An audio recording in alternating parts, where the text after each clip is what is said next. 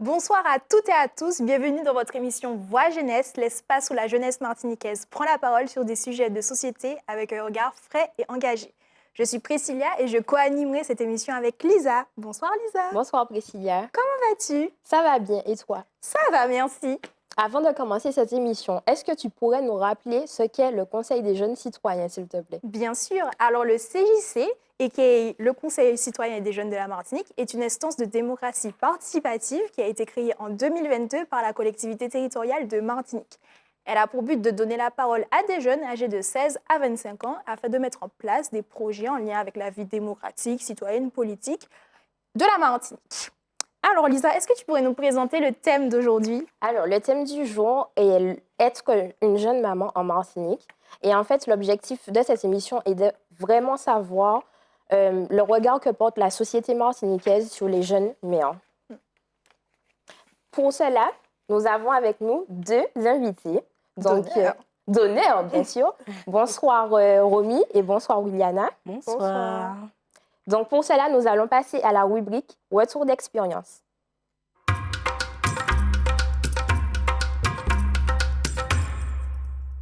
Bonsoir, Williana. Est-ce que tu pourrais te présenter, s'il te plaît? Bonsoir, moi c'est Williana, je suis âgée de 20 ans et maman de petits garçons de 2 ans et demi. Qu'est-ce qu'elle peut dire encore? Est-ce que tu peux nous dire à quel âge tu as eu ton enfant? Je l'ai eu à 17 ans et demi. D'accord. C'est un petit préma et Quand tu dis préma, c'est-à-dire il est né à 32 semaines. À D'accord. 7 C'est mois un et enfant demi. prématuré. Prématuré. Ok. Ok. Et à l'heure actuelle, est-ce que tu es étudiante? Est-ce que tu travailles ou est-ce que tu ne travailles pas? Alors, je travaille en intérim. D'accord. Je fais des missions en tant que commerciale. D'accord. Et je reprends les études au mois de septembre en BTS Gestion de la petite et la moyenne entreprise. D'accord. Et comment ça s'est passé? Enfin, comment ta famille a réagi par rapport à ta grossesse? Sujet délicat. De toute façon, l'émission, elle est faite pour ça, pour discuter, parler. Voilà. Donc, on a hâte d'entendre ce que tu vas nous dire. Déjà, il faut savoir qu'en Martinique, il y a beaucoup de jugements à ce niveau. Donc, bien sûr, on va dire, comment je vais vous dire ça? J'ai été jugée pour ça, mais j'ai quand même pris la décision de garder mon enfant. Et de ce fait, j'ai été accompagnée par le centre maternel que je ne connaissais pas avant d'entrer là-dedans. Donc, le centre maternel d'Oasis s'est ouvert après.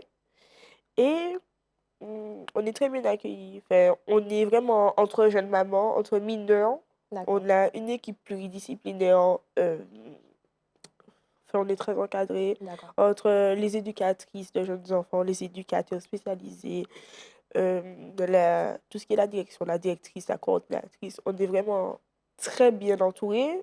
Et moi, ça a été mon ressenti parce que je suis quelqu'un qui discute beaucoup avec tout le monde. Donc, le centre maternel a été un refuge pour Oui, toi, c'est si ça. je peux dire, Oui. par rapport à ta grossesse. Mais tu as aussi été accompagnée par tes parents qui t'ont soutenue. Pas de ce que trop, j'ai hein? compris. Du coup, est-ce qu'ils t'ont soutenu? Parce que du coup... Non, Non, j'étais pas au plus... départ. Non, pas au départ. Ok. J'étais vraiment dans la vie du centre. D'accord. Parce que moi, j'étais vraiment, comment je vais dire?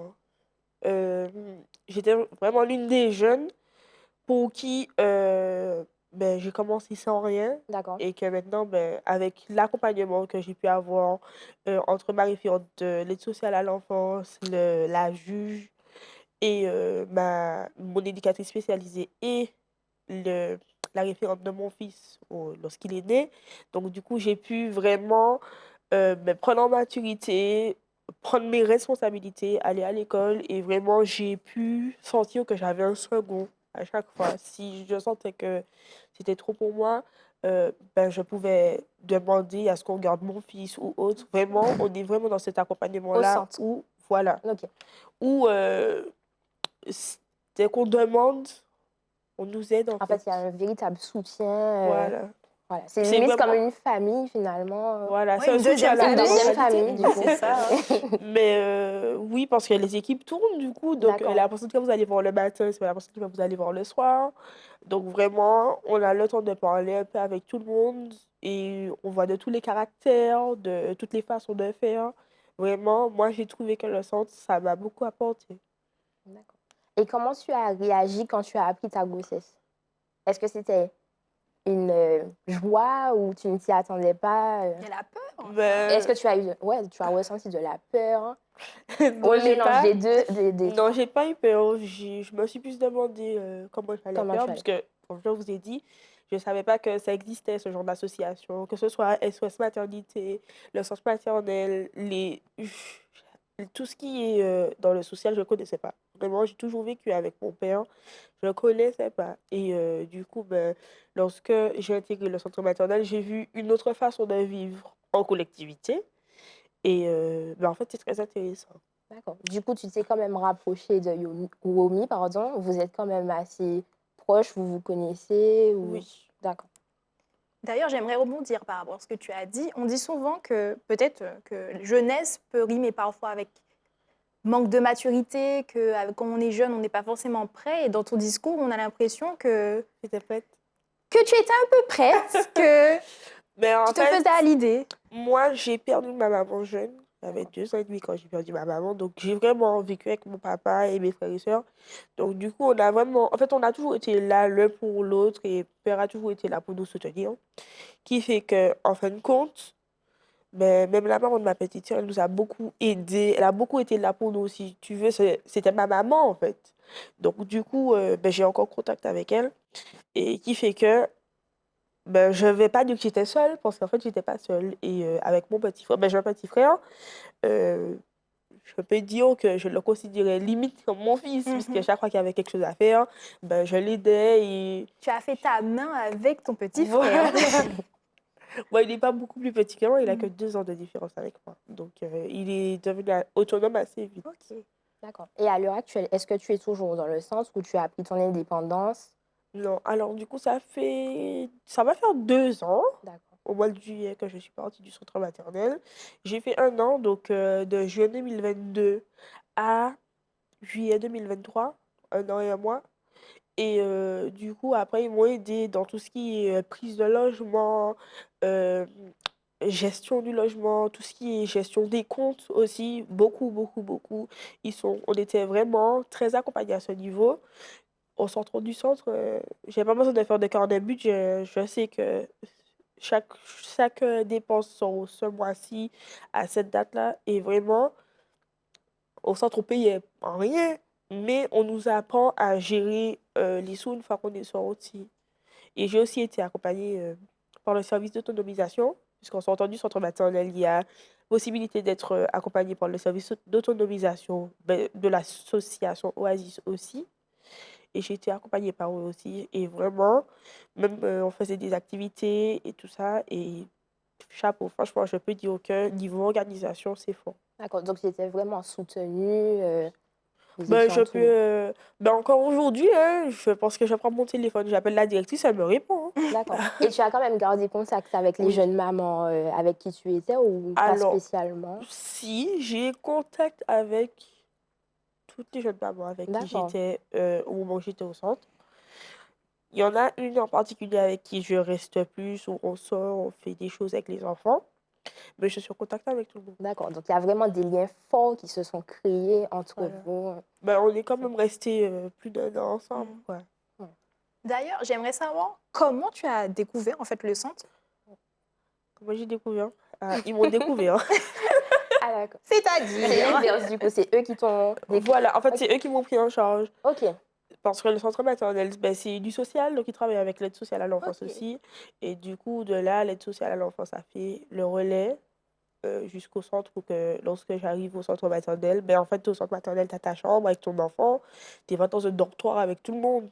Donc, du coup, c'est vraiment du cas par cas. Donc, par rapport à mon cas, à ma situation, ils ont su aviser et me faire rentrer au centre maternel rapidement. Je suis rentrée ben, le jour de mon oral de français, bac de français. Je précise quand on est en première. Oui. Oui. En fait, il y a des placements administratifs ou judiciaires.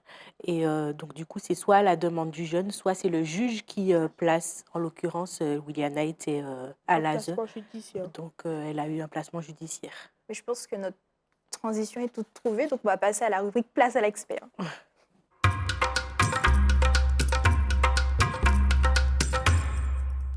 Alors, merci Romy d'avoir accepté notre invitation, excusez-moi. Donc, tu fais partie du centre de l'Oasis au Robert. Donc, Oui. est-ce que tu pourrais te présenter et nous présenter aussi le centre?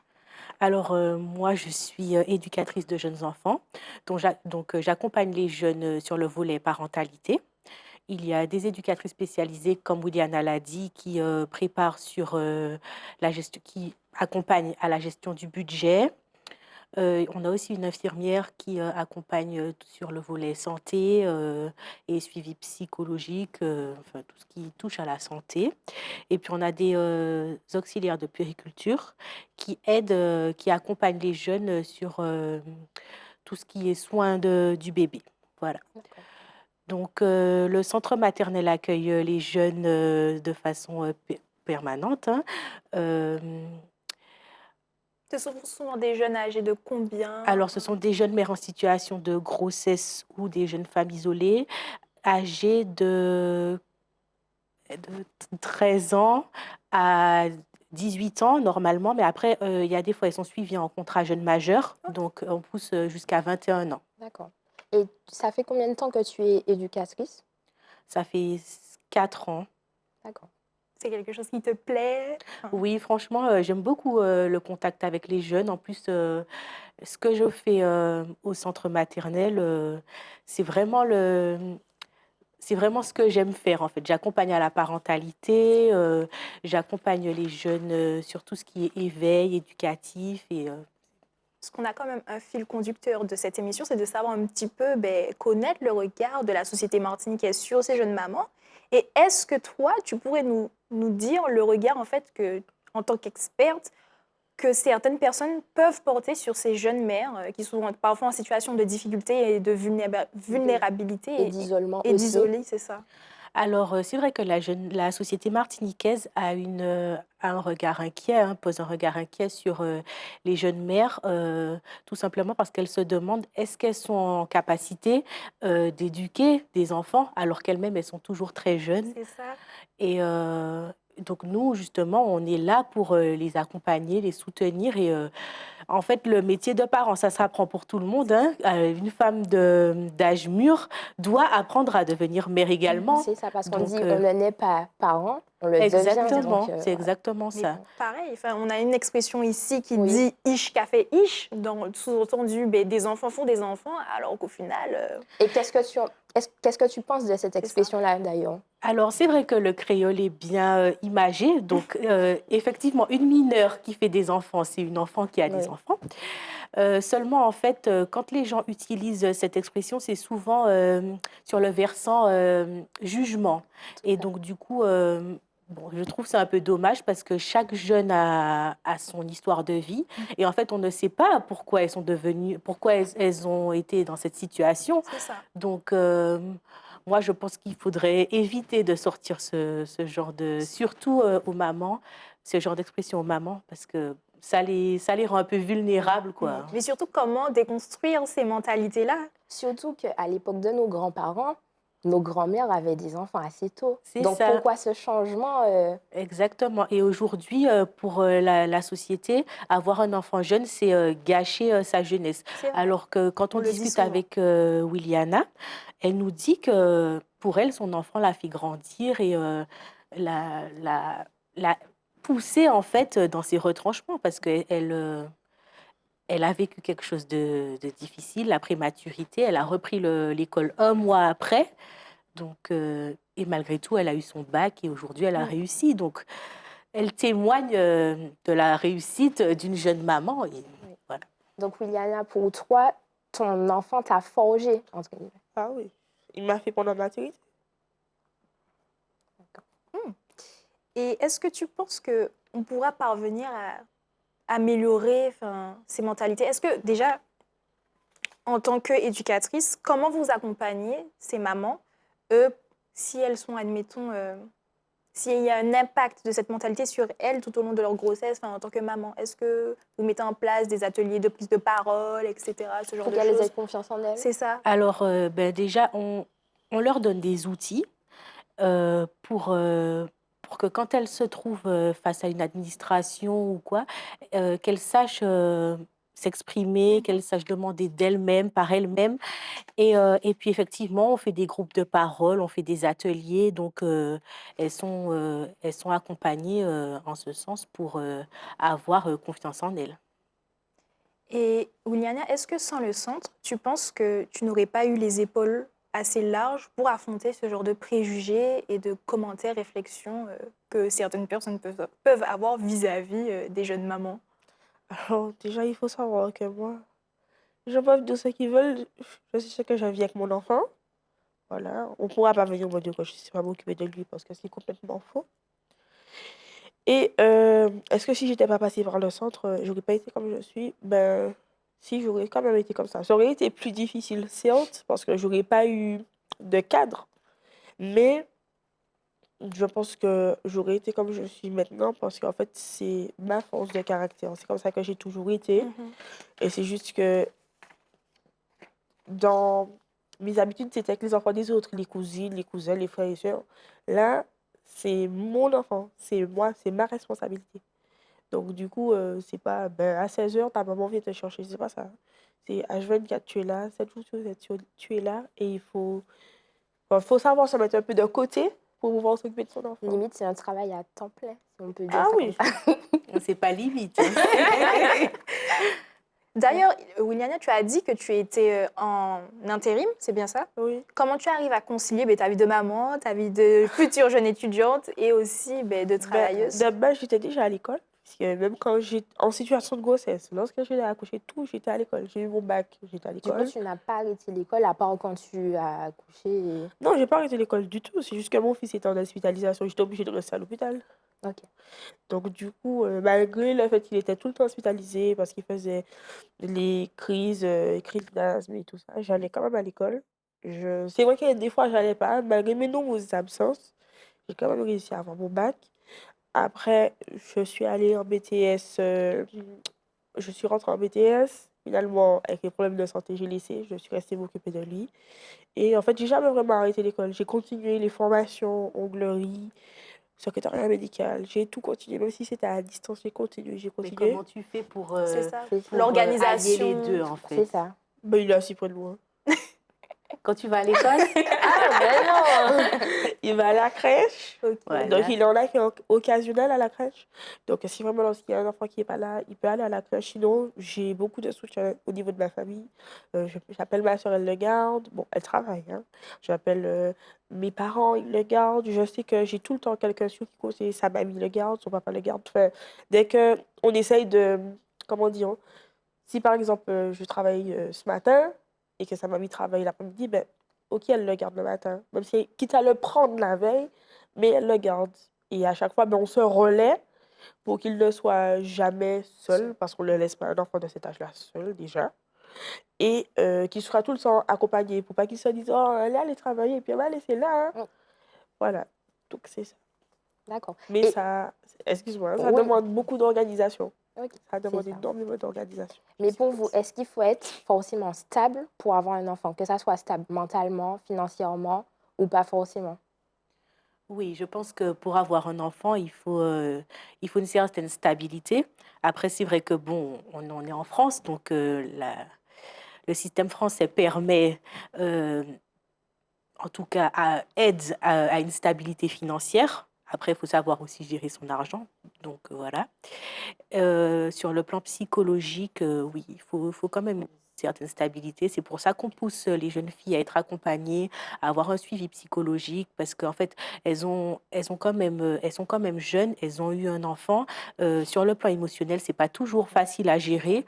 Donc, on essaye quand même qu'elles aient un suivi, qu'elles puissent trouver en tous les cas une stabilité. Ouliana, tu as été accompagnée psychologiquement Oui, quand je voulais. quand tu as trouvé cette expérience bénéfique, enfin, ça t'a beaucoup aidé. En fait, moi, je suis de la nature où je parle beaucoup. Ok. Je parle beaucoup, pas dans le sens je déblatère beaucoup, c'est pas ça. C'est que, Tu n'as par pas de exemple, mal à te livrer en fait. non, pas dans ce Non. sens-là. Par exemple, je sais que j'ai mon éducatrice. ma référente, je sais par exemple, je sais pas moi, elle travaille ce soir, je sais que j'ai quelque chose sur le cœur que je me vois pas dire à quelqu'un d'autre, je lui dirai, bon, regarde, madame Untel, j'ai besoin de te voir pour te parler de ça. Et de là, on en discute, et comme elle me donne des conseils, puisque c'est une femme d'âge mûr, donc du coup, je peux trouver la solution à mon problème en lui parlant. Elle peut me donner des conseils qui font que, bon, ben, j'avais peut-être pas vu la chose comme ça, mais c'est ce qu'il faut faire. En tout cas, tu peux encourager les jeunes mamans qui le désirent et qui ont cette possibilité grâce au centre, mais d'être suivies psychologiquement. Oui, ben, en fait, il faut pas faire l'effort. Enfin, faut pas faire la personne forte et dire, ah non, moi, je veux pas voir la psychologue. Non, parce que, en fait, tu tombes vite dans un burn-out parce que tu as ton enfant à gérer, tu dois gérer ses émotions, en même temps, tu as tes émotions. Alors que si tu vois quelqu'un, un professionnel avec qui tu peux parler et tu sais que c'est du secret professionnel, il ne répétera pas, en fait, tu es beaucoup plus serein et tu peux beaucoup plus lui parler, même s'il ne t'apporte pas vraiment de solution. Mais au moins que tu aies quelqu'un qui t'écoute sans que demain tu passes dans les couloirs. Ah, un tel avait dit ça, la psychologue, elle a répété. Et, Au centre, j'ai jamais eu, enfin, on n'a jamais eu ce souci-là. et Romy, est-ce que tu pourrais peut-être, au regard de ton expérience d'éducatrice, nous dire une situation où tu as vraiment trouvé une jeune mère en difficulté, en situation de vulnérabilité, excusez-moi, où c'était vraiment difficile pour toi? En fait, sans rentrer dans les Des détails, ben, il y a des jeunes mères qui ont eu des abus sexuels, Des qui, situations assez graves. voilà, c'est grave, Ouais. qui sont tombées enceintes suite à Suite à, ces abus d'accord. sexuels, qui ont eu leur enfant, ben, du coup, l'enfant du violeur, et malgré tout, elles s'en occupent. Et Donc, il faut vraiment les aider à... voilà, ça c'est une situation où les jeunes mères sont vraiment en situation, enfin, elles sont vraiment vulnérables et l'accompagnement est vraiment plus... Plus spécialisée. voilà, c'est ça. Ok. Donc, du coup, toutes les jeunes ont un accueil personnalisé Faut pas avec... partir. voilà, exactement. Ok. En tout cas, merci les filles de nous avoir fait l'honneur d'être avec nous et surtout de nous avoir partagé vos expériences qui sont très enrichissantes. Merci. Merci. Du coup, on passe à la rubrique tips et astuces.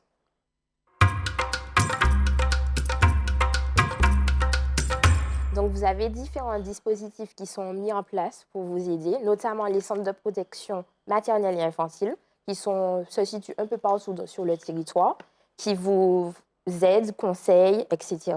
On retrouve aussi les missions locales, qui vous aident d'un point de vue pour l'insertion professionnelle, qu'on retrouve également au sud, le centre et le nord. Il y a aussi la CAF de Martinique pour les aides financières, notamment RSA, allocation au logement, prime de naissance, etc. On retrouve également les centres médico-sociaux qui vous aident, qui vous soutiennent, vous donnent un accueil aussi et vous consultent. Et pour finir, il y a aussi des associations locales, notamment la Ruche, les familles solidaires Martinique, l'UDAF Martinique. Et vous pouvez voir sur notre Instagram les différents numéros utiles et les sites, les liens, les sites internet. C'est malheureusement la fin de notre émission déjà et je tiens à nouveau à reformuler mes remerciements à Wiliana et Romy. En tout cas, je tiens à remercier aussi la chaîne Ditata ainsi que la CTM qui nous permet d'avoir ces espaces d'expression, nos collègues du CJC, Mme Soraya Bouror qui est un soutien, un appui qui nous aide continuellement, nous les membres du CJC, à Lisa d'avoir co-animé cette émission avec moi et je vous dis bonsoir et à très bientôt dans un nouvel épisode de Voix Jeunesse.